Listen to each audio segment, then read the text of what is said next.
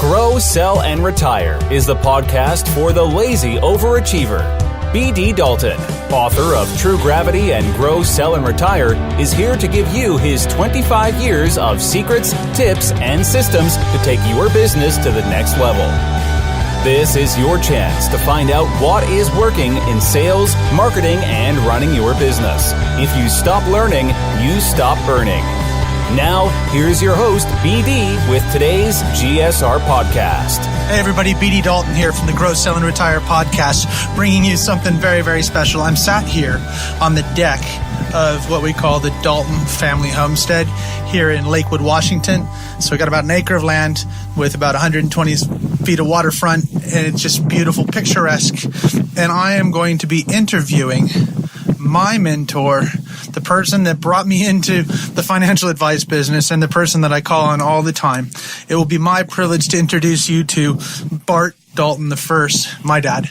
And he's going to walk us through how he works with mentees, what to do with mentors, how to find mentors, and also how to just be a more effective business person when it comes to learning from somebody else, sometimes putting your pride away, and sometimes it's really just focusing on what you need to focus on, using a mentor to the best of your abilities. So please, it's my privilege and my honor to interview my dad, but a guy that's really changed a lot of people's lives. He'll tell you how many people he's mentored. He'll give you some great ideas. So I want you to sit back. I want you to get focused, because one of those things, we talk about in threes. This is one of the big threes, is having a mentor, having that person that's going to help you get out of your own way, make sure you're doing the right things, and that person that's just going to say, you know what, BD, sit back, stop beating yourself up, and make things happen like you know you can. So get ready for my interview with the one, the only, Mr. Bart Dalton I. Over to the interview. How many people have you mentored, Dad?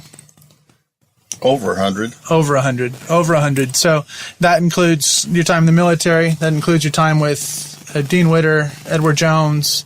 How long have you been with Edward Jones? Since 1990. Since 1990.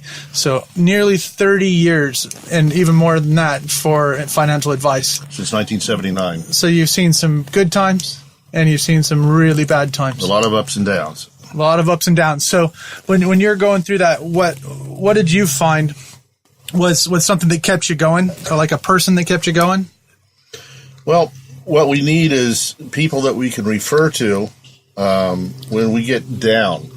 Many times in our businesses, we run into brick walls or circumstances that kind of get us depressed.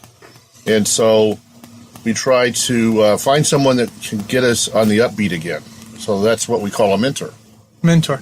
Cool. So when you're doing this, and I've got a bunch of questions here for you, but how does somebody find the right mentor? Well, you need to find someone that's going to direct you in the direction your goal is set. So you need to find someone that you can talk to and be honest with and can get good quality advice from. So when you're looking, does your mentor have to be in your industry? No. I've had mentors before that have been in other industries, some in sales, some in management. It doesn't matter. And do you find that do they have to be older than you, younger than you? What, does it matter what their age is? No, but they have to have some life experiences. Okay, so they have to be able to practically apply some of the stuff that you're going to be asking them for. Correct. So really getting down to that is, so when you're doing that, what does somebody need to ask themselves before they engage a mentor? What are some of the things that the mentee has to ask themselves? Well, they need to figure out what they're trying to accomplish with this relationship, where they're going with it. So they need to ask themselves what are their goals in this relationship, where they're going with it, and then they can go out and try to find someone that would fit that as best as possible. So if they were to nail down, we love threes here, if they were to nail down 3 questions in that, just kind of what they were doing, is it kind of like, what's my financial goal in a year, 2 years? Or what am I trying to accomplish in a management position? Or what are some ones that they could probably come up with? Well, want to get to the next promotion level in your business? get to be another production level if you're in sales. Sometimes it's a life goal. It can be someone that wants to run a marathon. What do I need to do to get there? And I need a mentor to get me through that. Yeah, and sometimes it's creating that work-life balance. Yes. There's some people that have amazing work-life balances, and you can get them to that. So if we looked at that, so somebody's actually now hopefully got the questions that they were going to ask. What are some questions that they should ask of their mentor? So if they're positioning themselves and they think somebody could be a really good person, what should they ask their mentor? Well, the mentor, ask them if, one, they're willing to do it, and two, what type of time commitment might be available for you and your relationship, and how often they should meet with you. Also, would they be available in a per instance time? So if something happens to you in your business life and you need some advice, and it's not during your scheduled time that you'd meet, you need someone that you can call and say, I need a little bit of help now. So they need to have time. They need to have some. And how about some questions around how if you're looking for something, how they've struggled through or how they've found ways through a certain situation that you're looking at? Would that be a good question to ask them? Well, sometimes you might want to ask them as you were confronted with situations in your life or your business life or whatever, what got you over the hump for that particular rough spot in your life? And will you always, if in your tenure and everything else, will somebody have the same mentor for the rest of their life? No, because not every mentor can last your whole life. They might, like father and son, sometimes that lasts the whole lifetime. But quite often as you expand and grow beyond your the need for that particular mentor, sometimes it's better to go out and find another one. And sometimes, like what we talked about with ages and stuff like that, is sometimes you're going to find a young person that might be really good at social media or something like that, where you need a mentor of marketing and things like that, but not somebody that might be older than you, might not be able to answer those same questions because they haven't been able to do it. So when you're looking at all that and you're moving, how do you, this is a hard thing. How do you break up from your mentor, or how do you move on to that next level? Well, what you do is you know that it's only for a specific period of time anyway, and sometimes you need to move on and find the next level of mentorship. It doesn't mean you'll toss that one completely, but it means that you might find someone that fits your next goal level, and you will still use the old mentor from time to time, but just not on a very scheduled time period. And sometimes, and I find this with you because I still consider you one of my main mentors, but it's sometimes it's just being reminded that you need to be level-headed and stop beating yourself up, isn't it? Yes. Sometimes, you're putting a lot of effort and time into something, and because you're so close to the grindstone, sometimes you lose sight that you are accomplishing things, and you just need someone to fall back on and just say, no, you're doing all right. Everything's going along according to plan, and don't beat yourself up. You got time to do this stuff, and it's a marathon and not a sprint. That's that. So when you guys are looking at this, because I know Edward Jones, the financial advice firm that you work for, has a complete program of mentoring, of training, and of regular updates, and people that are it's almost like a family that supports in your region. Do you find that companies that have that culture are typically more successful than others, throughout the organization? Absolutely, because, there's nothing worse than being thrown out into the marketplace with no support and with not being able to go to somebody that's been there before. So the ones that are actually very successful have a pay-it-forward attitude. By spending the time with someone, they will pay it forward to the next person. And it's very important to do that. I think overall, if you've been given something and you want to make the world a better place, it's better to give that to somebody else. And it's, Bill Gates basically said, if you want something done, give it to if you want something done in a faster manner, give it to a lazy person. And it's not always just being lazy. It's the person that actually gets things done in a more efficient manner. Lazy people just want to get things done in the quickest way. And sometimes we can improve upon those ways without having to go back and recreate stuff. Because how many times have we gone through mentoring people and they said, well, I'm going to spend $20,000 on this marketing campaign and these yellow pages, and instead of doing this, and this, when our experience has shown us that all you needed to do was spend $5,000 and be able to go and join a Kiwanis group or a Rotary group and really embed yourself with people versus spending lots of money on marketing. True. And, you said about the lazy person. Sometimes, probably Gates would say the same thing, is sometimes if you want something done quickly and fast and efficiently, give it to a busy person, someone that is just maxed to the hilt, and convince them to do something for you. And they're going to waste time on it. They're going to get it done right now, quickly and efficiently, and probably better than some people that would drag their feet.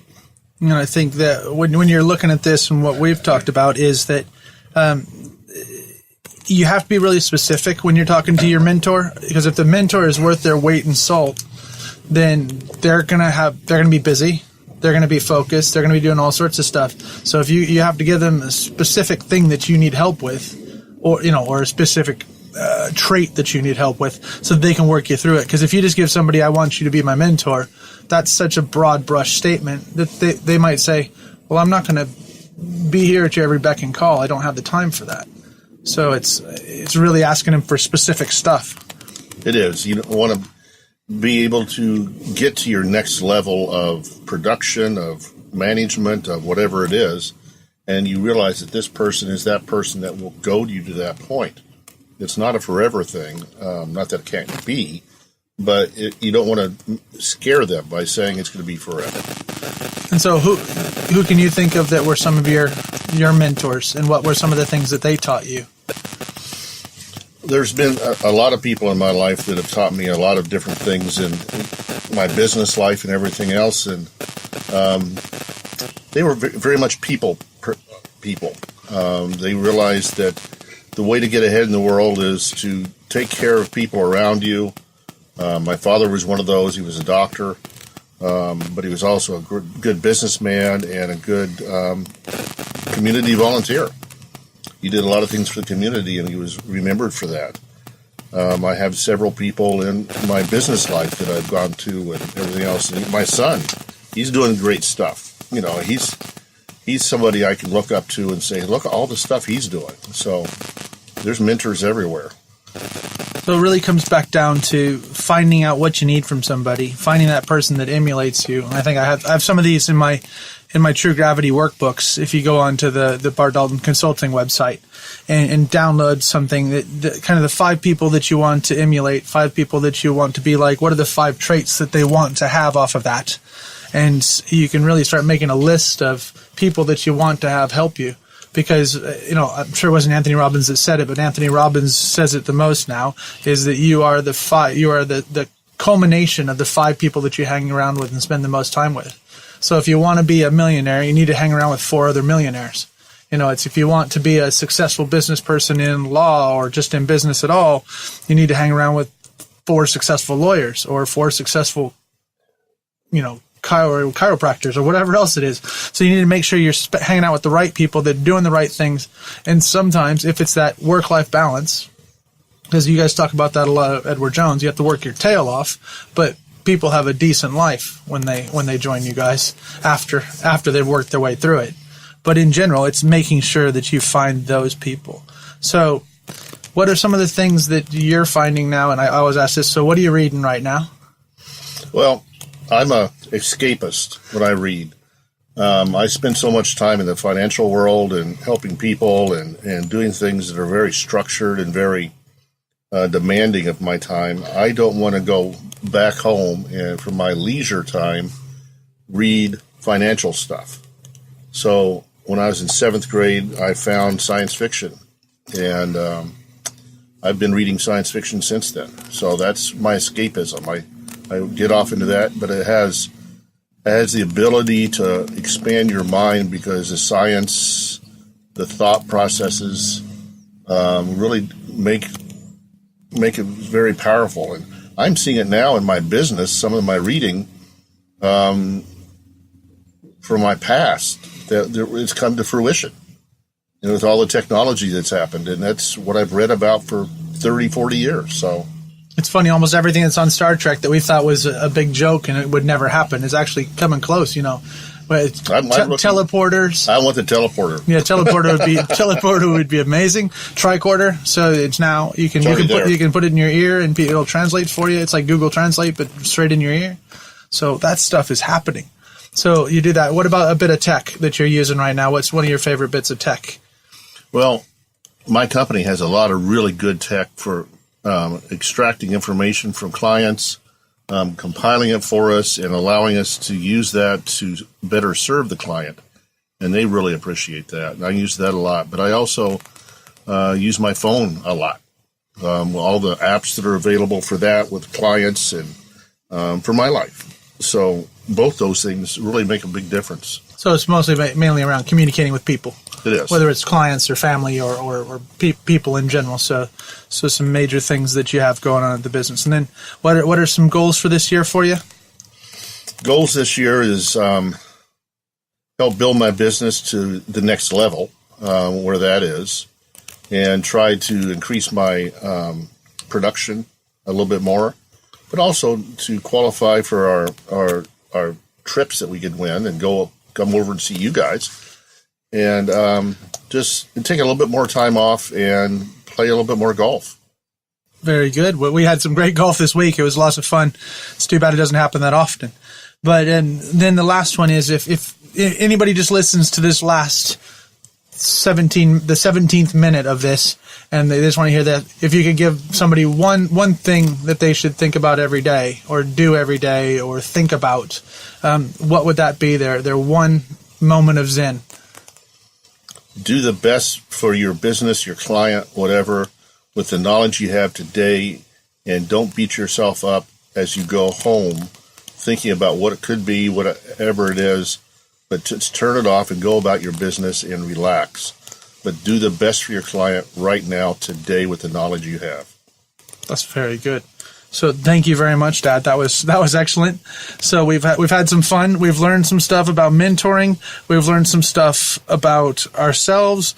We've learned some stuff about how to choose a mentor. But overall, we've learned how to be just a little bit closer to hopefully growing, selling, and retiring. So thank you very much for your time. Thank you for taking the time to interview me. Good luck. Thanks. Good luck, everybody. Have fun. And don't forget, we've got Disruption Conference coming up October 24th in Birmingham. So if you're in the UK, make sure you make it to that. We've got the 2 books out there, so make sure you go to bartdaltonconsulting.com. And I look forward to working with you again. This is about the 56th podcast. We're working towards 100, so little bite-sized chunks of interviews, fun, business stuff, so that you can have and be a lazy overachiever. Talk to you later. Grow, Sell, and Retire. Have a great one. BD over and out. Thanks for joining us on Grow, Sell, and Retire. For more information, tools, or to book one of our team members to work with your team, business, or to speak at your event or conference, visit bartdaltonconsulting.com or email contact@bartdaltonconsulting.com. Buy the book True Gravity on Amazon. If you want to work for the rest of your life, that is your business. If you don't, that is ours.